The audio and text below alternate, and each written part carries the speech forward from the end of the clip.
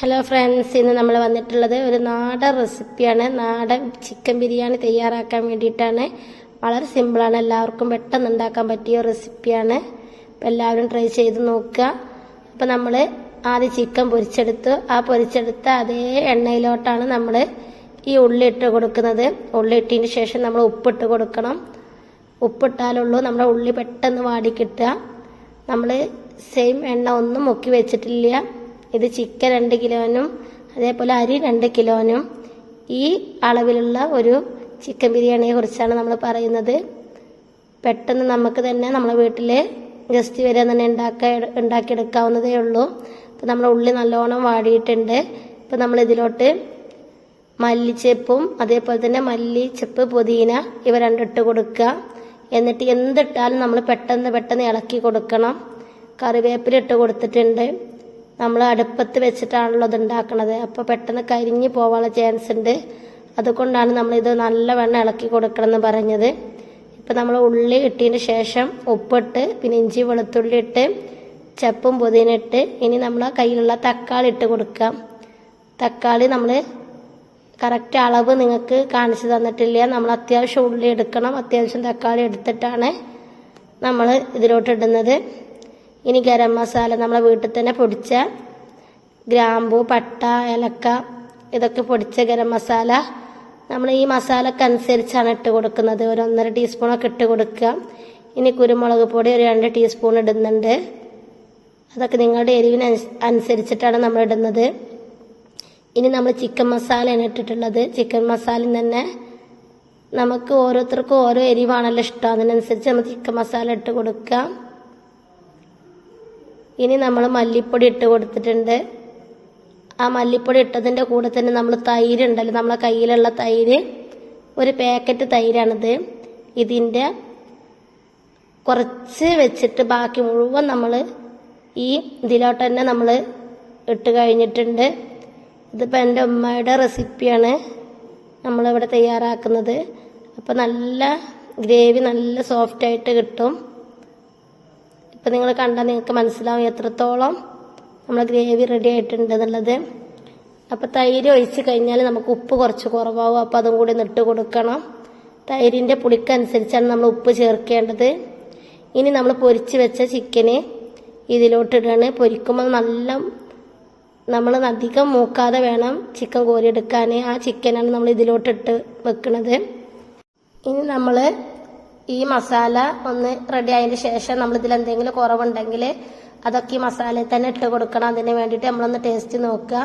അപ്പം നമ്മളെ കയ്യിൽ ഇതേപോലുള്ള ചോറ്റോല എന്നാണ് ഇവിടെ പറയുക, അതും കൂടി ഒന്ന് ജസ്റ്റ് ഇട്ട് കൊടുക്കുന്നുണ്ട്. ഇത് വീട്ടിൽ വേണ്ടിയിട്ടാണ് നമ്മൾ ഉണ്ടാക്കുന്നത്. അപ്പം അവിടെ ഉള്ളത് വെച്ചിട്ടാണ് നമ്മൾ ഇടുന്നത്. ഇപ്പോൾ കുരുമുളക് പൊടി ഒന്ന് ലേശം കൂടി ഇടുന്നുണ്ട്. നമുക്ക് എരി കുറച്ച് അത്യാവശ്യം വേണ്ടവരാണ്. അപ്പോൾ ഇതൊന്ന് അടച്ച് വെച്ചതിന് ശേഷം ഒന്ന് മാറ്റി വെക്കുക. അടുത്തതായിട്ട് നമുക്ക് ചോറ് തിളക്കാൻ വേണ്ടിയിട്ട് നമ്മളൊരു കലത്തിൽ വെള്ളം വെച്ച് അതിലോട്ട് ആവശ്യമുള്ള ഉപ്പിട്ട് കൊടുക്കുക. നിങ്ങളെ കയ്യിൽ ചെറുനാരങ്ങ ഉണ്ടെന്നുണ്ടെങ്കിൽ അതും കൂടി ഒന്ന് പിഴിഞ്ഞ് കൊടുക്കുക. ഇതേപോലെ ഗ്രാമ്പു, കറുവപ്പട്ട, ഏലക്ക ഇത് മുഴുവൻ നമ്മൾ ഈ വെള്ളത്തിലോട്ട് ഇട്ട് കൊടുക്കുകയാണ്. എന്നിട്ട് നമ്മൾ അരി നല്ലവണ്ണം കഴുകിയതിന് ശേഷം നമ്മളതൊന്ന് ഇതിലോട്ട് ഇട്ട് കൊടുക്കുകയാണ്. ഈ വെള്ളത്തിലോട്ട് നമ്മളിതൊക്കെ റെഡിയാക്കി വരുമ്പോൾ തന്നെ നമ്മളെ വെള്ളം നല്ല തിളച്ചിട്ടുണ്ടാവും. അപ്പം അതിലോട്ട് നമ്മൾ ഇട്ട് കൊടുത്തതിന് ശേഷം നമ്മളൊന്ന് അടച്ച് വെക്കുക. ഇതൊന്ന് ഇളക്കി കൊടുക്കണം, അല്ലെങ്കിൽ അടി പിടിക്കാനുള്ള ചാൻസ് ഉണ്ട്. അപ്പം നമ്മളെ അരി ഒന്ന് ഊറ്റിയെടുക്കുകയാണ്. അരി വെന്തിട്ടുണ്ട്. ഇത് പെട്ടെന്നാവും, ചെറിയൊരു അരിയാണ്. അപ്പോൾ പെട്ടെന്നാവും, അതുകൊണ്ട് ഇത് വേഗം ഊറ്റിയെടുക്കണം. അപ്പോൾ നമ്മൾ വീട്ടിലൊക്കെ വിരുന്നുകാരൊക്കെ വരുമ്പോൾ നമ്മൾ എല്ലാവരും പുറത്ത് പോയിട്ടാണ് ഫുഡ് വാങ്ങിക്കൊണ്ടിരുന്നത്. നമുക്ക് തന്നെ ചെയ്യാവുന്നതുള്ളൂ, വളരെ എളുപ്പമാണ്. അപ്പോൾ നമ്മൾ ഇതേപോലെ ചോറ് ഊറ്റിൻ്റെ ശേഷം ഇതിലോട്ട് വെള്ളം ചോറിന് ശേഷം ഇതിലോട്ട് ഇട്ട് കൊടുക്കുക. ഇനി നമ്മളെ കയ്യിലുള്ള നെയ്യ് ഉണ്ടെന്നുണ്ടെങ്കിൽ നെയ്യൊന്ന് ഇറ്റിച്ച് കൊടുക്കുക. നമ്മളെ കയ്യിൽ ഇത് ഡാൽഡയാണ് നമ്മൾ ഒഴിച്ച് കൊടുക്കുന്നത്. 6 kg ഉണ്ടെന്നുണ്ടെങ്കിൽ 6 kg ആണ് ഏറ്റവും നല്ലത്. അപ്പോൾ അത് ഇറ്റിച്ച് കൊടുക്കുക. നമ്മൾ ഓരോ ലെയർ ചോറിടുമ്പോഴും നമ്മൾ 6 kg ഇറ്റിച്ച് കൊടുക്കണം. അതാണ് ഏറ്റവും ബെറ്റർ. നമ്മൾ മിൽമടത്തൊക്കെ ആണെങ്കിൽ ഒന്നും കൂടി സൂപ്പറാവും. നമ്മളെ കയ്യിൽ ഇപ്പം അതില്ല. അപ്പം അതുകൊണ്ട് വീട്ടിലുള്ള ഡാൽഡ വെച്ചിട്ടാണ് നമ്മൾ ഇതാക്കണേ. ഇനി ഇതിൻ്റെ മുകളിൽ ചപ്പും പുതിനയും അതേപോലെ തന്നെ ചോറ്റോലി ഇതൊക്കെയും ഇട്ട് കൊടുക്കുക.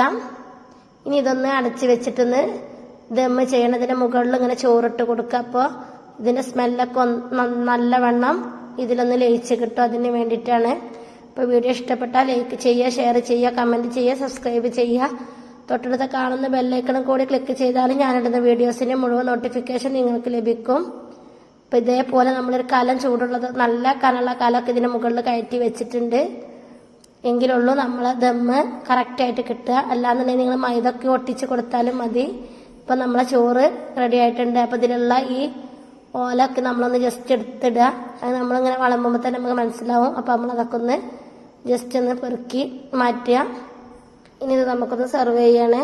അപ്പോൾ നമുക്ക് വളരെ അടിപൊളിയായിട്ടുള്ള ബിരിയാണി റെഡി ആയിട്ടുണ്ട്. നിങ്ങൾക്ക് കാണുമ്പോൾ തന്നെ മനസ്സിലാവും എത്രത്തോളം ബിരിയാണി നല്ല ഫ്രഷായിട്ടും നല്ല ഭംഗിയിലും കിട്ടിയിട്ടുണ്ടെന്നുള്ളത്. ഇത് നമ്മളെ വീട്ടിൽ ഇന്ന് ഗസ്റ്റ് വരുന്നതുകൊണ്ട് നമ്മൾ ഉണ്ടാക്കിയെടുത്തതാണ്. അപ്പോൾ നിങ്ങൾ ഇതേപോലെ ഉണ്ടാക്കിയതിന് ശേഷം ഫീഡ്ബാക്കൊക്കെ കമൻറ്റ് ബോക്സിലൂടെ അറിയിക്കുക. ഞാൻ കാണുന്ന സമയത്ത് അതിന് മറുപടി തരുന്നതായിരിക്കും. നിങ്ങൾ കണ്ടില്ലേ biryani. Thank you for watching.